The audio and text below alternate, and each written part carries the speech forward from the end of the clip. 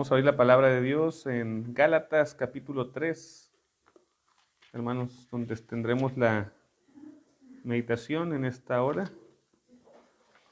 Ya como habíamos comentado anteriormente, vamos a iniciar una nueva serie de sermones que tienen que ver con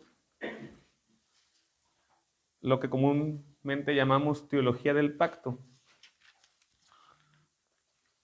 Entonces, el título general de estas predicaciones es la teología del pacto, una sola historia, un solo pueblo, un solo pacto.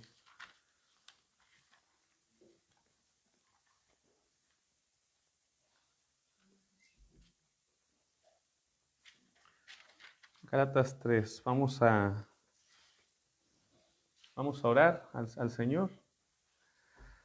Padre eterno y misericordioso, en esta hora, Señor, en esta hora de la tarde, te rogamos que nos bendigas, Señor. Te rogamos que nos ayudes para que podamos estar atentos a la voz de tu llamado, Señor, a través de las Santas Escrituras. Pedimos que puedas usarme, Señor. Pedimos también, Padre, que puedas dar palabras correctas y acertadas, Señor, a esta congregación que hoy aquí está escuchando, a nuestros hermanos, Padre, que están hoy desde sus hogares por alguna cuestión, Señor, que justifica el no presentarse, Señor, a la casa tuya, Señor, para poder adorarte, Señor, pero que sin duda alguna guardan también este día de reposo que tú has mandado, Señor. Y pedimos que también pronto puedas poner, Señor, en ellos esta posibilidad de reunirse físicamente para convivir, Señor, y celebrar juntos como pueblo este día, Señor, de resurrección. Te pedimos, Padre, que sean gratos los dichos de mi boca y las meditaciones de nuestros corazones delante de ti, oh Dios, roca nuestra, redentor nuestro. Amén. Vamos a leer Gálatas capítulo 3, que dice de la siguiente manera: Oh Gálatas insensatos, ¿quién os fascinó para no obedecer a la verdad, a vosotros ante cuyos ojos Jesucristo fue ya presentado claramente entre vosotros como crucificado? Esto solo quiero saber de vosotros: ¿recibisteis el Espíritu por las obras de la ley o por el oír con fe? Tan necios sois, habiendo comenzado por el Espíritu, ¿ahora vais a acabar por la carne? ¿Tantas cosas habéis padecido en vano? Si es que realmente fue en vano. Aquel pues que os suministra el Espíritu y hace maravillas entre vosotros, ¿lo hace por las obras de la ley o por el oír con fe? Así Abraham creyó a Dios y le fue contado por justicia. Sabed, por tanto, que los que son de fe, estos son hijos de Abraham. Y la Escritura, previendo que Dios había de justificar por la fe a los gentiles, dio de antemano la buena nueva a Abraham, diciendo: en ti serán benditas todas las naciones. De modo que los que son de la fe son bendecidos en el creyente Abraham, porque todos los que dependen de las obras de la ley están bajo maldición, pues escrito está: maldito todo aquel que no permaneciere en todas las cosas escritas en el libro de la ley para hacerlas. Y que por la ley ninguno se justifica para con Dios. Es evidente, porque el justo por la fe vivirá. Y la ley no es de fe, sino que dice: el que hiciere estas cosas vivirá por ellas. Cristo nos redimió de la maldición de la ley, hecho por nosotros maldición, porque está escrito: maldito todo el que es colgado en un madero, para que en Cristo Jesús la bendición de Abraham alcanzase a los gentiles, a fin de que por la fe recibiésemos la promesa del Espíritu. Hermanos, hablo en términos humanos. Un pacto, aunque sea de hombre, una vez ratificado, nadie lo invalida ni le añade. Ahora bien, a Abraham fueron hechas las promesas y a su simiente. No dice y a las simientes como si hablase de muchos, sino como de uno, y a tu simiente, la cual es Cristo. Esto pues digo, el pacto previamente ratificado por Dios para con Cristo, la ley que vino 430 años después, no lo abroga para invalidar la promesa, porque si la herencia es por la ley, ya no es por la promesa, pero Dios la concedió a Abraham mediante la promesa. Entonces, ¿para qué sirve la ley? Fue añadida a causa de las transgresiones hasta que viniese la simiente a quien fue hecha la promesa, y fue ordenada por medio de ángeles en mano de un mediador. Y el mediador no lo es de uno solo, pero Dios es uno. Luego la ley es contraria a las promesas de Dios en ninguna manera, porque si la ley dada pudiera vivificar, la justicia fuera verdaderamente por la ley, mas la Escritura lo encerró todo bajo pecado, para que la promesa que es por la fe en Jesucristo fuese dada a los creyentes. Pero antes que viniese la fe, estábamos confiados bajo la ley, encerrados para aquella fe que iba a ser revelada. De manera que la ley ha sido nuestro ayo para llevarnos a Cristo, a fin de que fuésemos justificados por la fe. Pero venida la fe, ya no estamos bajo ayo, pues todos sois hijos de Dios por la fe en Cristo Jesús. Porque todos los que habéis sido bautizados en Cristo, de Cristo estáis revestidos. Ya no hay judío ni griego, no hay esclavo ni libre, no hay varón ni mujer, porque todos vosotros sois uno en Cristo Jesús. Y si vosotros sois de Cristo, ciertamente linaje de Abraham sois, y herederos según la promesa. Palabra de Dios. Entonces el título de la predicación de esta mañana es ¿cómo leer la Biblia? Es cómo leer la Biblia. Entonces estamos hablando acerca de la teología del pacto, esta única historia, este único pueblo, un solo pacto del cual se irá desglosando bajo las predicaciones que tendremos más adelante, predicaciones que serán intercaladas entre Reverendo Rey, su servidor, y si nos es posible también el Reverendo Benjamín estará participando de esta serie. Ahora, hermanos, debemos de preguntarnos cómo leemos la Biblia. Hay varios aspectos que tenemos que hacer previamente hacia la lectura de la Biblia. Creo que todos coincidimos que es importante leer la palabra de Dios de manera correcta, de manera acertada y enfocada. Y podemos tener algunos principios devocionales para su lectura. Por ejemplo, en la práctica decimos que no basta el leer la palabra de Dios como pues una mera práctica, sino que debe de haber en nosotros esta sintonía con el Espíritu Santo a la hora de que leemos la Biblia, que inclusive vemos que el resultado de muchos pecados que nosotros llegamos a cometer se dan no porque no estemos leyendo la Biblia, sino porque a veces la estamos leyendo de manera incorrecta.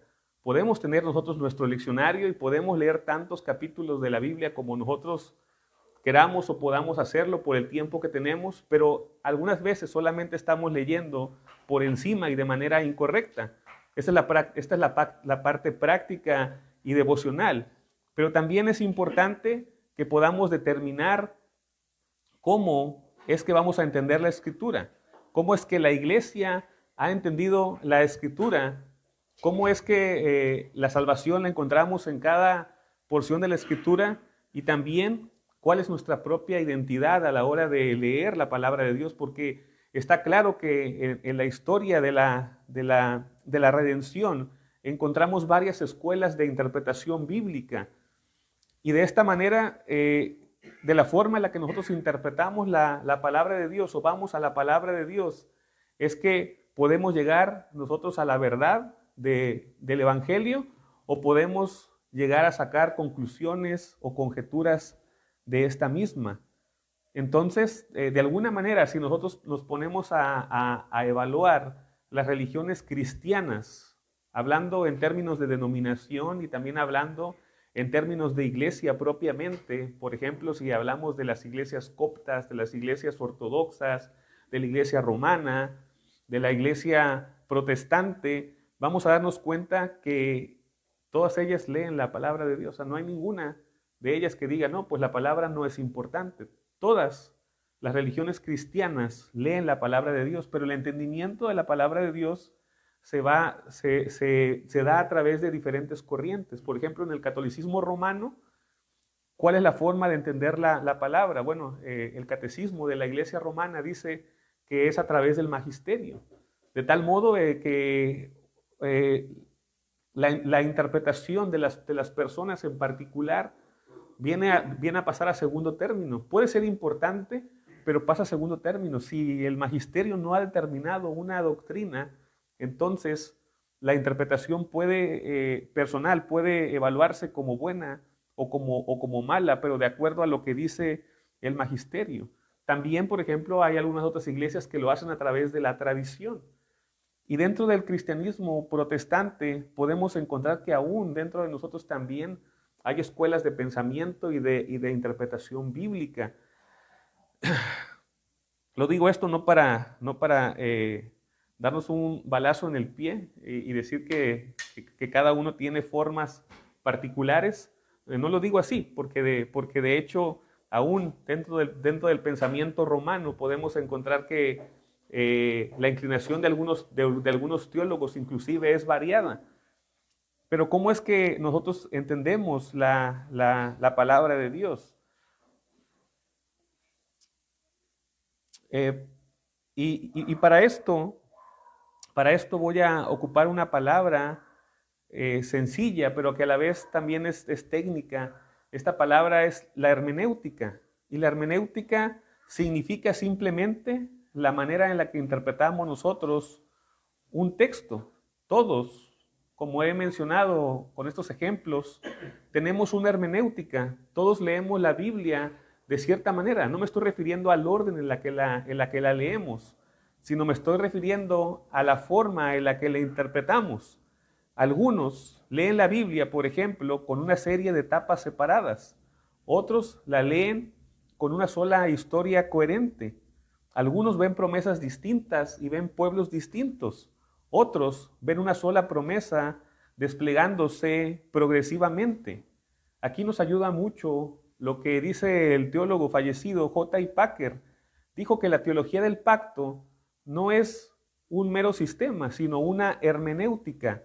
Es decir, no es algo que le imponemos a la Biblia, es la forma de leer la Biblia como una historia unificada al obrar Dios, o lo que también llamamos en muchas ocasiones la historia de la redención. Y hermanos, nuestra propia tradición anglicana ha leído así la palabra de Dios desde la perspectiva de lo que conocemos hoy como teología del pacto. En los 39 artículos de la religión, en el artículo 7º, afirma lo siguiente: el Antiguo Testamento no es contrario al Nuevo. Y quiero que pensemos en esto todas las ocasiones que estemos escuchando estos sermones, que el Antiguo Testamento no es contrario al Nuevo. Aquí está una de las claves de cómo entendemos nosotros la palabra de Dios.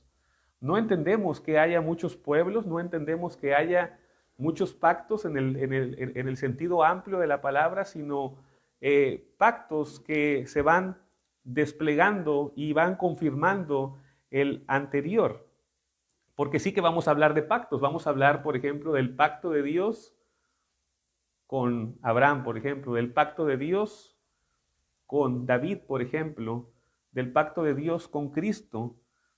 Pero, aunque hablaremos de muchos pactos o de muchas escenas en donde se habla de un pacto, la clave está aquí en que el Antiguo Testamento no es contrario al Nuevo. Y al no ser contrario al Nuevo, entenderíamos que este pacto se va ratificando, se va ampliando o se va dando un entendimiento más profundo del mismo. Ahora, hermanos, el libro de oración común que ocupamos nosotros en nuestra liturgia organiza nuestra tradición siguiendo el despliegue de la obra de Cristo a lo largo del año. Por ejemplo, hermanos, tenemos algunas épocas que hemos seccionado para armonizar las predicaciones y las lecturas de la palabra de Dios, que lo cual, si ustedes observan, nos daremos cuenta que al final acabamos de leer la Biblia en un año. Bueno, los salmos los leemos 12 veces aproximadamente, pero tenemos el Adviento, la Navidad, la Epifanía, la Cuaresma, la Pascua y el Pentecostés, y estas etapas del año no se han puesto únicamente para seguir una tradición, sino para armonizar la teología del pacto, para armonizar el entendimiento de la palabra de Dios. Aún los apóstoles hablaban acerca de este tipo de eventos. Por ejemplo, el apóstol Pablo menciona y dice: iré a tal lugar por aquella etapa de la Pascua, ¿no? Cosa que estamos iniciando hoy nosotros con la Cuaresma. Entonces, en nuestra liturgia tenemos presente esta idea a la hora de leer. Nuestra liturgia presupone una verdad sencilla. La Biblia es una sola historia que culmina en Cristo.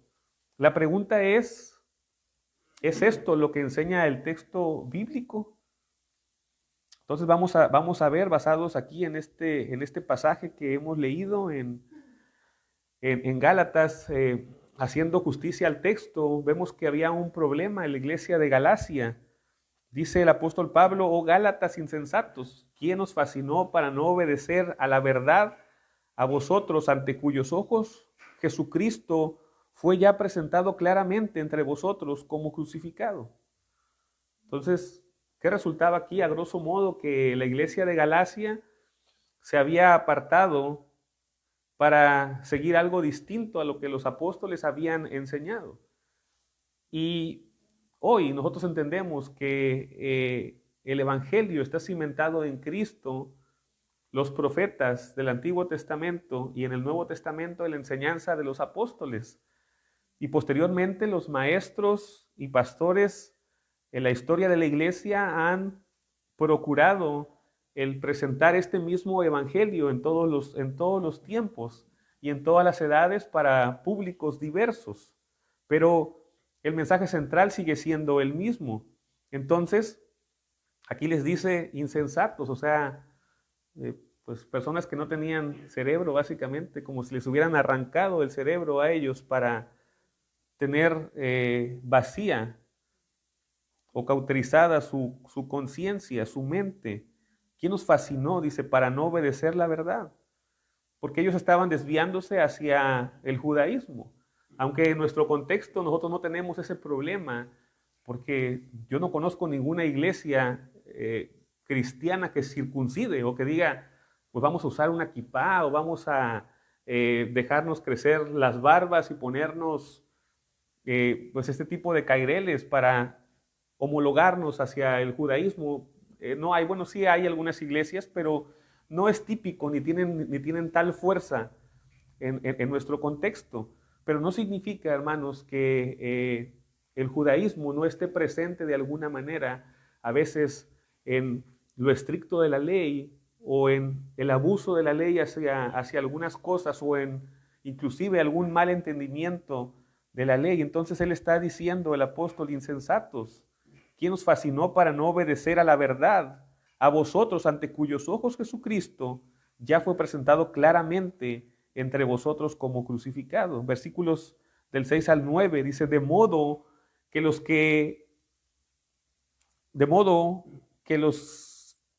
de la fe son bendecidos con el creyente Abraham. Porque todos los que dependen de las obras de la ley están bajo maldición, pues escrito está: maldito todo aquel que no permaneciera en todas las cosas escritas en el libro de la ley para hacerlas. Perdón, es desde el 6. Así Abraham creyó a Dios y le fue contado por justicia. Sabed, por tanto, que los que son de fe, estos son hijos de Abraham.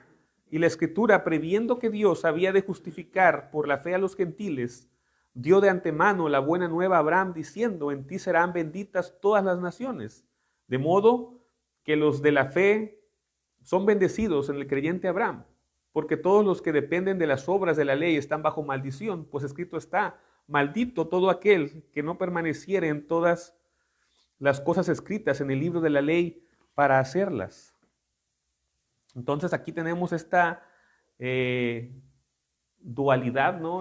O esta pregunta respecto a qué hacemos con la ley ahora en este tiempo. ¿Qué hacemos con la ley en este tiempo? Que es una pregunta que siempre se ha hecho. Pero aquí el pasaje dice que las promesas son hechas a Abraham y a sus descendientes. Pablo comienza recordando algo muy antiguo. Abraham creyó a Dios y le fue contado por justicia, lo que significa que esto fue antes de Moisés, que fue antes del Sinaí, que fue antes del templo. Dios hizo una promesa a Abraham, una promesa de bendición, una promesa de su descendencia, una promesa para todas las naciones. La historia redentora no comienza con la ley, sino comienza con una promesa. En algunas otras ocasiones, hermanos, les he preguntado por dónde inicia el Evangelio. Y la respuesta que siempre les he dado es que el Evangelio inicia en Génesis capítulo 1, versículo 1. En el principio creó Dios los cielos y la tierra. Desde ahí empieza la buena noticia. Si nosotros nos ponemos a examinar punto a punto, nos vamos a dar cuenta que toda esta información es bastante relevante, inclusive para muchas controversias. Como por ejemplo cuando hablamos de temas científicos, algunos científicos dicen que a Dios se le pone en un lugar en donde la ciencia no ha llegado. Y dicen, pues donde no ha llegado la ciencia, ahí está Dios. Pero cuando la ciencia llega, quita y desplaza a Dios. Pero nosotros vemos que en toda la historia de la redención hay un porqué de las cosas. Vemos por qué Dios está creando los cielos y la tierra, y vemos que lo crea en días tales como los conocemos hoy nosotros, que tienen un amanecer, que tienen una mañana, que tienen un atardecer y una culminación. Y si nosotros nos ponemos a examinar, nos vamos a dar cuenta que esta creación es hecha inteligentemente bajo el esquema de las necesidades que la tierra tiene. Por ejemplo, el hombre se crea al último porque necesitaba comer todo lo que ya había creado Dios previamente. No se crea al hombre primero, sino al último, porque había una necesidad. Dios está preparando las cosas desde el principio para el hombre, que es hecho a su imagen y semejanza. Entonces Pablo está insistiendo que la ley vino 400 años después y no anuló esta promesa. Desde el principio la salvación fue por fe. Y esto quiero que nos quede claro, hermanos, que la salvación nunca ha sido provista por medio de la ley. Que la ley no puede otorgar salvación al hombre. Desde el principio la salvación fue por fe. La fe de Abraham es la fe cristiana en germen. Aquí vemos esta primera gran verdad. La Biblia no empieza con un sistema legal, sino con una promesa de gracia. Así empieza el Evangelio para nosotros, con esta buena noticia. No viene llegando con azotes, hermanos, hacia los hombres, sino llega con esta promesa. Hermanos, en la práctica hacemos lo mismo nosotros. Si se dan cuenta, hermanos, no es que sea por falta de disciplina que nosotros permitamos ciertas cosas. Miren, por ejemplo, ¿qué pasaría, hermanos, si llega una persona que es borracho, llega borracho a la iglesia? O una persona que llega con pecados de homosexualidad a la iglesia. Cosas que estoy mencionando que a la mayoría de los cristianos les parecen graves. No los correríamos, no les diríamos que no son bienvenidos a la iglesia, sino que nos basaríamos en la promesa de que Dios puede cambiar el corazón más perverso y malvado del hombre. Nos remitiríamos a ello. Y después de creer esto, le confiaríamos el Evangelio de Cristo a estas personas, porque puede transformar el corazón de ellos. Así como ha transformado y está transformando el corazón de cada uno de nosotros. Nosotros no venimos aquí porque tengamos cierta excelencia o perfección, sino venimos aquí porque somos renovados constantemente con la promesa de este Evangelio, del cual el apóstol está hablando en este pasaje.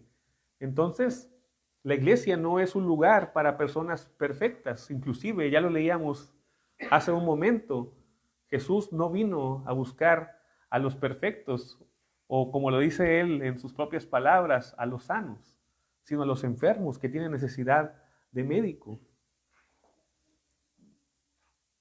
Por tal motivo es que siempre vamos a remitirnos a la fe, que es a través de la fe que el hombre alcanza la salvación.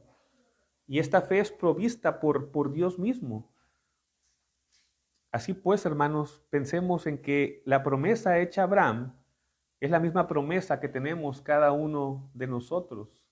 La bendición hacia todas las naciones. Claro, aquí hay puntos que nosotros tenemos que hablar, por ejemplo, acerca de la gracia general, la gracia particular, porque esta gracia es extendida para todos y cada uno de los hombres, pero de maneras distintas.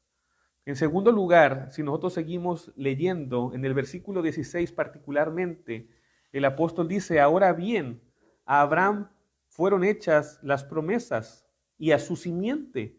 No dice y a las simientes como si hablase de muchos, sino como de uno, y a tu simiente, la cual es Cristo.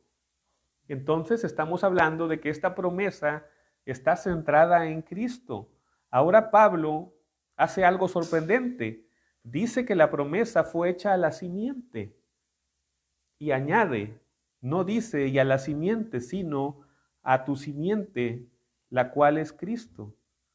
A veces, hermanos, llegamos a pensar nosotros que Dios tiene un plan que fracasa. Pero esto no es cierto. La Escritura no habla de planes de Dios fracasados. La Escritura habla de que desde un principio ya tenía una promesa para su simiente. La simiente de Abraham, a quien fue dada esta promesa. Entonces, la promesa hecha a Abraham tiene un centro. No es simplemente a una nación, no es simplemente a un territorio, no es a una persona. Cristo es la simiente. Todo el Antiguo Testamento está hablando hacia Él. Así que si la ley es el ayo para llevarnos a Cristo, también las mismas promesas del Evangelio vienen a ser lo mismo para llevarnos a Cristo. Porque el fin de la ley es Cristo. Y recordemos las palabras de nuestro Señor Jesucristo en el Evangelio según San Lucas, capítulo 24, versículo 27. Dice que Él predicaba algo como esto, comenzando desde Moisés y todos los profetas les declaraba lo que decían, les declaraba lo que de Él decían todas las Escrituras. Entonces está hablando de una misma promesa para una simiente. Jesús mismo nos ha dado la hermenéutica correcta en su predicación y en su manera de explicar las cosas. Moisés apunta a Cristo, los profetas apuntan a Cristo, las promesas apuntan a Cristo. No son dos historias, o tres, o cuatro. Es una sola historia que converge en Él, en Cristo. Esta promesa es tan magnífica que ha sido extendida a todos aquellos que están en Cristo. Versículos 26 al 29. Pues todos sois hijos de Dios por la fe en Cristo Jesús, porque todos los que habéis sido bautizados en Cristo, de Cristo estáis revestidos. Ya no hay judío ni griego, no hay esclavo ni libre, no hay varón ni mujer, porque todos vosotros sois uno en Cristo Jesús. Y si vosotros sois de Cristo, ciertamente linaje de Abraham sois, y herederos, según la promesa. Aquí llegamos a este punto decisivo, pues todos sois hijos de Dios por la fe en Cristo Jesús. Y luego dice, y si vosotros sois de Cristo, ciertamente linaje de Abraham sois, y herederos según la promesa.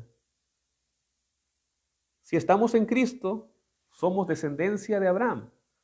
Hermanos, notemos esto y reflexionemos. No dice, si sois judíos según la carne, son descendientes de Abraham. No dice, si perteneces a cierta nación, eres descendiente de Abraham. sino dice que si somos de Cristo, somos descendientes de Abraham. La herencia prometida a Abraham se cumple en Cristo y se extiende a todos los que creen en Él. Aquí vemos claramente que no hay dos herencias paralelas, no hay dos pueblos redentivos separados. Hay una sola promesa centrada en Cristo, extendida a todos los que están en Cristo. Pablo lo está confirmando también en la epístola a los Romanos, capítulo 11, donde habla diciendo que hay un solo olivo, no hay dos árboles, sino un solo pueblo sostenido por la misma raíz. Y esto va a determinar la forma en la que nosotros vamos a entender, hermanos, las Escrituras. Porque algunos llegan a decir que los judíos, o sea, la nación de Israel, va a ser redimida cuando la Escritura está hablando de un solo Israel, que es la iglesia. Todos los que son descendientes de Abraham, no por sangre, sino a través de la fe, como lo dice la Escritura aquí en este pasaje, es el pueblo que desciende de Abraham. Entonces, también esta es la voz de la iglesia histórica. Esta no es una lectura moderna o una interpretación moderna, aunque pudiera parecerles a ustedes que es moderno, no lo es. Cito a San Agustín de Hipona, que expresó esta verdad con una frase memorable, diciendo: el Nuevo Testamento está oculto en el Antiguo. El Antiguo Testamento se revela en el Nuevo. Para San Agustín hay una sola ciudad de Dios. De hecho, tiene un libro que se llama así. O bueno, un libro con varios tomos, que se llama La Ciudad de Dios. Para él solamente hay una ciudad de Dios a lo largo de toda la historia. Distintas administraciones, pero un solo pueblo. Esto es exactamente lo que estamos viendo aquí en Gálatas capítulo 3, hermanos. Que es un solo pueblo de todas las naciones y lenguas reunidas en Cristo por medio de la promesa que fue hecha a Abraham.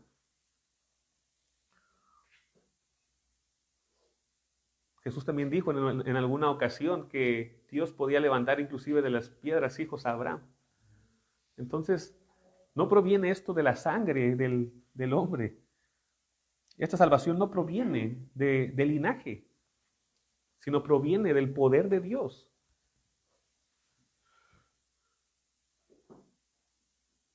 Porque para Dios no hay absolutamente nada que sea imposible.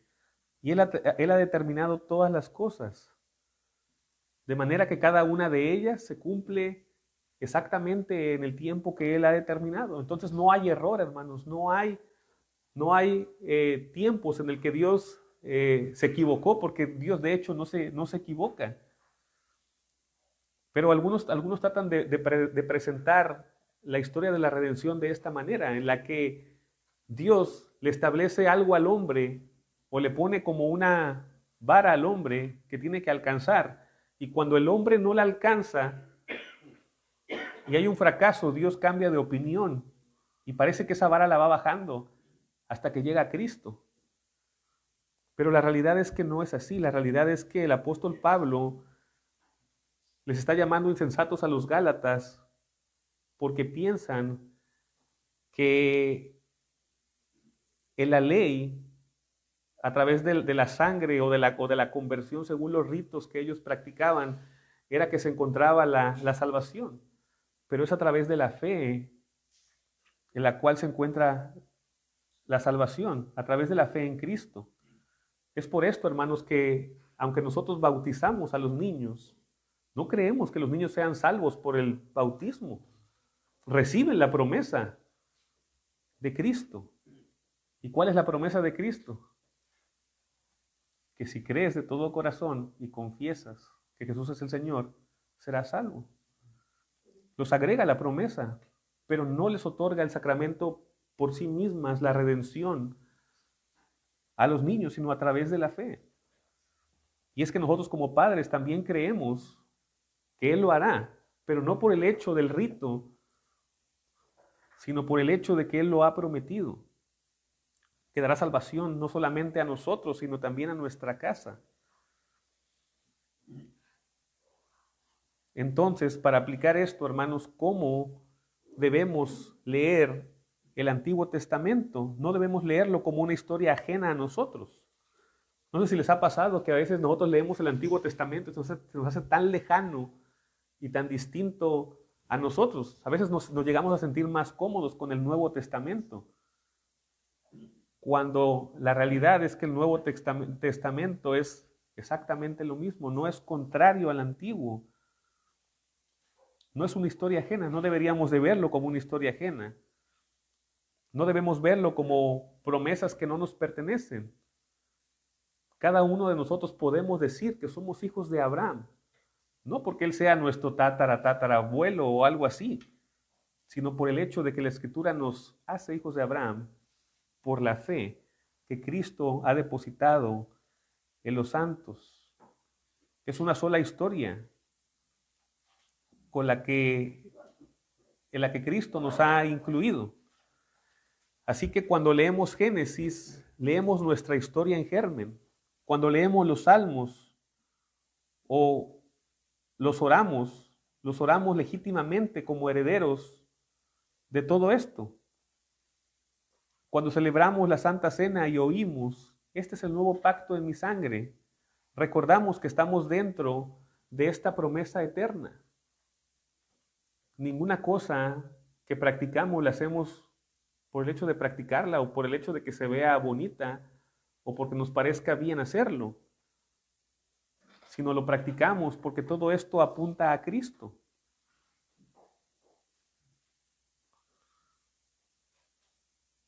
Así que de este modo, hermanos, el apóstol Pablo y tampoco nosotros estamos tratando de quitarle peso a la ley, sino de enfocarla hacia dónde apunta.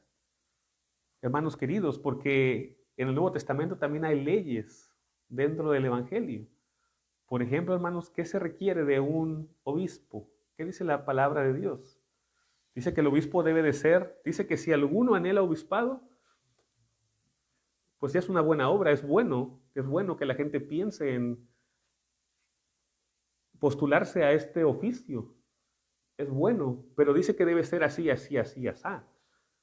Y si nosotros examinamos a detalle la vida de cada ministro de Dios, vamos a encontrar que a todos nos falta. Entonces, aún allí permanece el hecho de la fe. Y esto que estoy diciendo no es para justificar a nadie, o sea, lo que dice la Escritura, eso así es, no es bajar la vara, más bien, es decir, que el oficio se logra no por lo que dice la ley o no por lo que marca la ley, sino por el poder de Dios. Es que se cumple todo esto, es que a pesar de los defectos que el hombre pueda tener, Dios cumple su propósito en los hombres y en la iglesia. O hermanos, cuando nosotros hablamos acerca de temas como el matrimonio, cómo debe ser el esposo y cómo debe ser la esposa. Y díganme en la vida práctica qué esposo o qué esposa es, como lo dice la Escritura. Pero lo interesante es que a pesar de eso, los matrimonios persisten. Pero todo esto es por la gracia de Dios. Igual, hermanos, cuando dice la Biblia que debemos amar a nuestro prójimo, ¿quién ama exactamente como lo marca la ley? Nadie. Pero no significa que el hombre no tenga la capacidad de amar, o no significa que a pesar de la deficiencia del amor del hombre, no se logren los efectos que el Evangelio promete.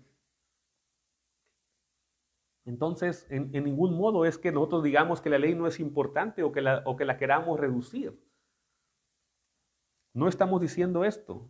Estamos diciendo que la ley se cumple únicamente a través de la fe que tiene como base la obra de Cristo, de la cual cada uno de ustedes, cada uno de nosotros somos herederos. Entonces, hermanos, Dios prometió a Abraham Siglos han pasado, reinos han caído, Israel ha fallado, pero Dios no ha cambiado su palabra. Esa misma promesa es para nosotros. Así que cuando vayamos a las Escrituras, pensemos en que todo esto que Dios ha prometido a Abraham y a su descendencia nos pertenece hoy a nosotros por medio de la fe en Cristo, que somos legítimos hijos de Abraham. Porque, hermanos, la Escritura dice que nosotros somos el verdadero Israel, que nosotros somos verdaderos judíos en el sentido evangélico. Y dice también que somos hijos de Abraham verdaderamente, nosotros. Así que no hay un pueblo aparte. Todo el mundo necesita depositar su confianza en Cristo para obtener la redención. Inclusive aquellos que son descendientes de sangre de Abraham necesitan creer en Cristo.